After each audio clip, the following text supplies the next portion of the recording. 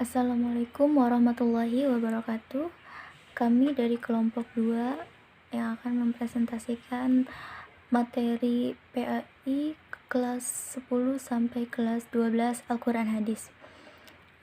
Yang pertama yaitu kelas 10 tentang memahami Al-Quran, Hadis, dan ijtihad sebagai sumber hukum Islam. Sumber hukum Islam merupakan suatu rujukan, landasan, atau dasar yang utama dalam pengambilan hukum Islam.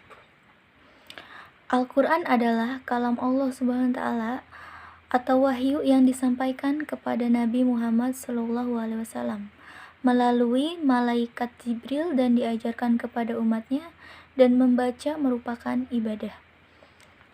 Yang selanjutnya yaitu hadis. Hadis atau sunnah adalah segala ucapan atau perkataan, perbuatan, serta ketetapan atau takdir Nabi Muhammad SAW yang terlepas dari hawa nafsu dan perkara-perkara tercela.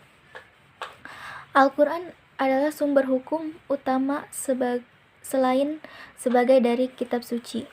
Oleh karena itu, semua ketentuan hukum yang berlaku tidak boleh bertentangan dengan hukum yang terdapat dalam Al-Quran.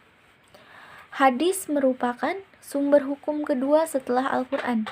Dengan demikian, hadis memiliki fungsi yang sangat penting dalam hukum Islam. Di antara fungsi hadis yaitu untuk menegaskan ketentuan yang telah ada dalam Al-Quran, menjelaskan ayat Al-Quran, dan menjelaskan ayat-ayat Al-Quran yang bersifat umum. Yang selanjutnya yaitu ijtihad, artinya yang bersungguh-sungguh atau mencurahkan segala kemampuan. Ijtihad yaitu upaya sungguh-sungguh mengerahkan segenap kemampuan akal untuk mendapatkan hukum-hukum syariat pada masalah-masalah yang tidak ada nasnya. Ijtihad ini dilakukan dengan mencurahkan kemampuan untuk mendapatkan hukum syara dan ketentuan hukum yang bersifat operasional, dengan mengambil kesimpulan dari prinsip dan aturan yang telah ada dalam Al-Quran dan Sunnah Nabi. Selanjutnya, yang kelas 11 yaitu tentang pentingnya mengimani kitab-kitab Allah Subhanahu wa Ta'ala. Umat Islam wajib mengimani kitab-kitab Allah Subhanahu wa Ta'ala, baik Al-Quran maupun kitab-kitab sebelumnya, yaitu Taurat, Zabur, dan Injil. Kitab Taurat diturunkan kepada Nabi Musa alaihi salam, berisi tentang 10 perintah, yaitu mengesahkan Allah, larangan menyebut Allah dengan main-main, memuliakan hari Sabtu, menghormati kedua orang tua, larangan mencuri, larangan membunuh manusia, larangan berbuat syirik, larangan melakukan zina, larangan menjadi saksi palsu, larangan memiliki keinginan atas hak orang lain. Selanjutnya kitab Zabur diwahyukan Allah SWT kepada Nabi Daud alaihissalam, berisi tentang zikir. Yang ketiga, kitab Injil diturunkan kepada Nabi Isa alaihissalam, memuat perintah agar manusia mengesahkan Allah Subhanahu wa Ta'ala dan tidak menyekutukannya. Yang terakhir yaitu Al-Quran adalah kitab suci yang diturunkan kepada Nabi Muhammad SAW sebagai penyempurna kitab-kitab sebelumnya.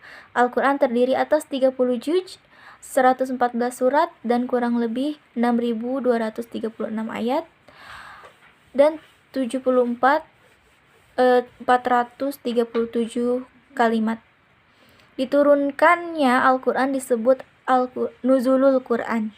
Di antara keutamaan Al-Quran adalah tersedia pahala bagi pembacanya. Mungkin itu penjelasan dari kelompok 2. Selanjutnya akan dijelaskan oleh Muslimah. Oke, selanjutnya materi PAI Al-Quran Hadis kelas 12, yang mana pada materi ini membahas tentang menghidupkan nurani dengan berpikir secara kritis. Nah, pada pembahasan kali ini terdapat pada Quran Surah Ali Imran ayat 190-191.